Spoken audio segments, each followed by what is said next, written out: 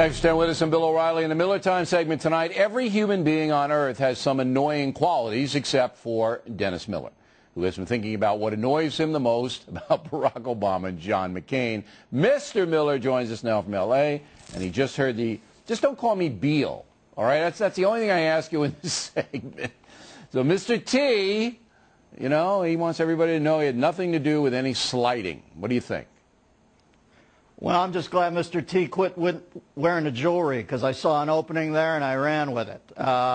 Listen, I like Mr. T. You can see he's just a nice, regular guy, kind of sweet, kind of embarrassed by this. Now, let me say this. I recognize people's grievances. When I felt that Alf was making fun of men who combed over their hair, I marched with Alf. I marched against Alf. Now, when I heard rumors that on Johnny Quest's show, that Professor Quest was in a homosexual sugar daddy relationship with pilot Race Bannon, I marched against that. But I don't get this one. I just don't get this this grievance on the behalf of the homosexual community, and I think they've got to take it a little easy over there. They're not Fabergé eggs. Let me ask you a personal question now. With the madness that we're now facing in America and Great Britain, you okay? Oh, you got the you got the bling going on. If that's 50 Cent gave that to you. With the madness going on in America and in Great Britain, with everything offending somebody, a guy like you, who made a nice living for a number of years, basically poking fun at the absurdities of society, are you under any more pressure now to do anything? I mean, is this bad for you, this PC environment? I just refuse to abide by it. What am I? If I stop making jokes about everybody they told, you know, we're all part of the human collective, including homosexuals. That should be the next step in their evolution. Some of this stuff should be water out the back. They should care less about it. Come, join in our reindeer games. You're not Fabergé eggs, for God's sakes. What's next? Women are going to start complaining about commercials for Mounds bars? I mean, come on, it's silly. I didn't get that, but no, I did. All right, now, Barack Obama and John McCain. As I said, everybody but you on the planet has some annoying qualities. So let's go to McCain first because he's your guy. What annoys you about John McCain? Obviously, the color of his skin. Far too white. No. Well, he is a translucent guy. Just like if me. It sounds silly coming out of my mouth, the skin color thing. Barack, can you hear how silly that sounds? You have to stop doing that. No, what bothers me was when McCain seems to be handled. I like McCain when he's a maverick. I like it when he doesn't take any guff from anybody. And when I sense that he's being handled by guys behind the scene, that bugs me about McCain. He shouldn't do that. Anything else? No, I mean, God, the guy served 5.5 years in a Vietnamese hellhole for me. I'm happy to have him on board. You're overlooking like a hail fellow, well met. You know what drives me crazy about McCain? When he says "my friends." He says "my friends" all the time. I know it's a little thing. Yes, he does.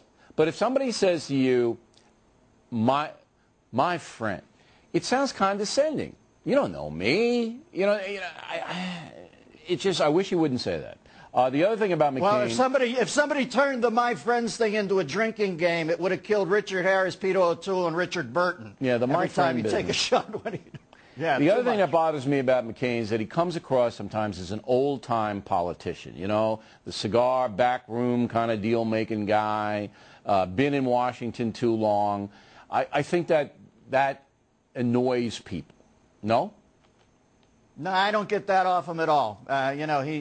He doesn't seem, at least if he is in a smoke-filled back room, it's not smoke-free like it is on the Democratic side right now.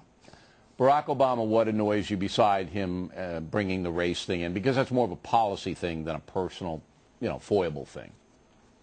Well, he's a bit of a whiner. He's got to grow a set of Snickers here. I mean, the guy whines about everything that anybody says about him. He's coddled by the press, and if he doesn't watch it, he's going to lose the presidency and simultaneously become Time Magazine's Man of the Year. And that's going to be an odd quandary for him. Grow a set of Snickers. It could be the next big thing in this country. I love that. Mounds bars, you got that joke. I have no idea what that means. None whatsoever. But I like grow a set of Snickers. I like that. All right, so he's... Oh, you think Obama is a whiner. All right, what else? He keeps the wife at home too much. All of a sudden, I'm just trying to figure out, Bill, what do you think he went in and told Michelle? I know what they told him. Well, they said, listen. I'm gonna tread very lightly here because spouses are off limits for the factor. But I will tell you this: this is a very strong-willed woman. She's a strong-willed woman, and if what you say is correct, that a lot of people think Barack's a whiner, he doesn't want the contrast. He doesn't want the Snicker contrast, if you know what I'm saying. Well, if you see me sweating, it's a combination of that Snickers joke about Michelle and the lack of air conditioning in this room. But I'm going to let you run with that on your own, Billy. Go ahead, my friend. You field the calls. I always do, Millie. You know me. I take them all. But we were giving Mrs. Obama a compliment. I like strong-willed women. And apparently with all that jewelry, you like some of the feminine qualities, too. I see Dirk Benedict and George Papard at the door. It's time for me to go fight crime. Dennis Miller, everybody.